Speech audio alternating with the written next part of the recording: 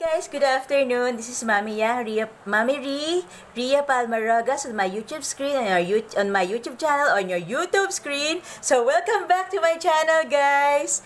And I would like to share something to you about personal breakthrough by Pastora Melissa Benedicto of Light Church May Kawayan. So guys, ano ba ito? So sabi rito, breakthrough means pambihirang tagumpay. Hallelujah! So, what is breakthrough ba talaga? Ano bang sabi ng dictionary?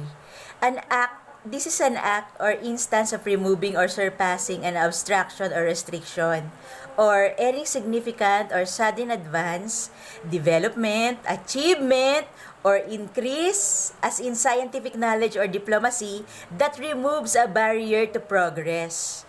So, yun ang meaning ng breakthrough, guys. So, there's a blocker sa breakthrough ng ating buhay. So, may nagbablock. So, number 1 dito is yung hidden agenda. Kung meron tayong sin, kasalanan at iniingatan sa sarili natin, o meron tayong unforgiveness o hindi natin pagpapatawad sa iba. So, sabi sa James 4:3, at humingi man kayo, wala rin kayong natatanggap, sapagkat masama ang inyong layunin. Humihingi kayo upang gamitin sa kalayawan.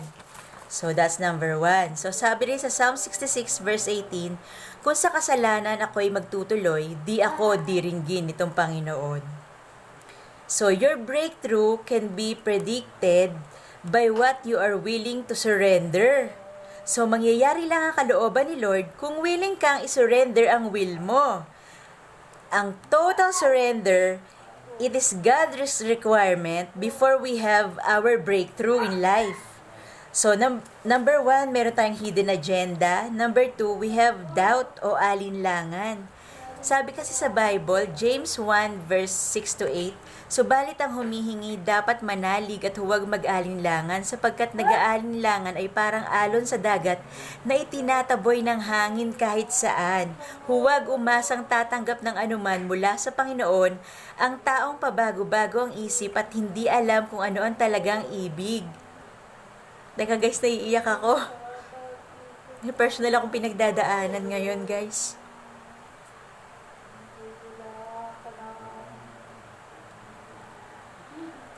Number 3, so we have here the dwelling on the past. So sabi sa Isaiah 43 verse 18-19, ito ang sabi niya, ang mga nangyari noong unang panahon, ilibing sa limot. Limuti na ngayon, narito at masdan ang nagawa ko'y isang bagong bagay, na hanggang sa ngayon di mo namamasdan. Ako'y magbubukas ng isang landasin sa gitna ng ilang, maging ang disyerto ay patutubigan. So, kung meron man tayong past, kalimutan na nating lahat yon. So, magsimula na tayong mag-look up sa ating future. Okay, guys? And then, live for the moment sa present. So, breakthrough is possible. So, number 1, we must break free from our old ways. And number 2, we should start asking God to do something new in my life, in our lives. So, meron nga pala akong isang kanta sa inyo, guys. A song about tunay na katapatan ng Diyos, o great is thy faithfulness, O Lord. Sabi dito, ang katapatan mo, Diyos ay dakila, di nagbabago, nawawala. Ang awa mo sa'kin at iyong biyaya, hindi magmaliw buhat sa simula. Tunay kang matapat, tunay kang matapat, bawat umaga ay nakikita. Pangangailangan ko'y di sumasala. Tunay kang matapat, O Diyos Ama. Umaraw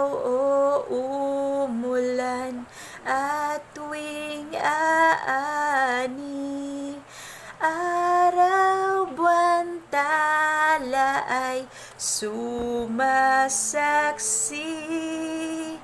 Buong kalikas ay may iisang sabi.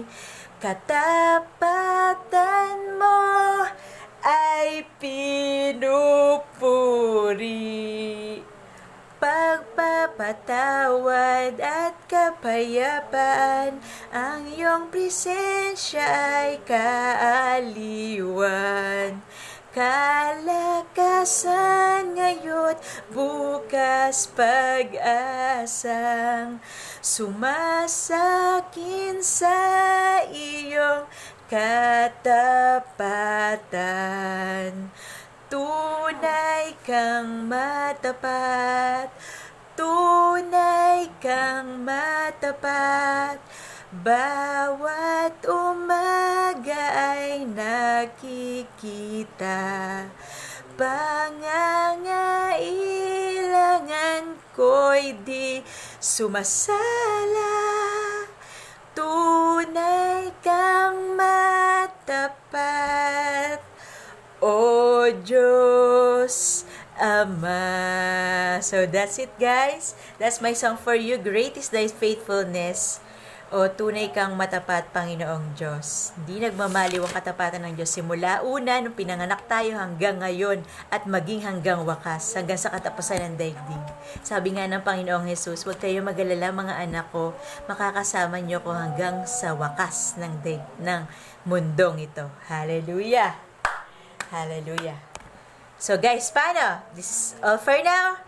And this is Mommy Yang wishing you, this is Mommy Ree, wishing you the best in life. Mwah! See you next time. Bye everyone, and God bless everyone for all of us. God bless you all. Bye everyone.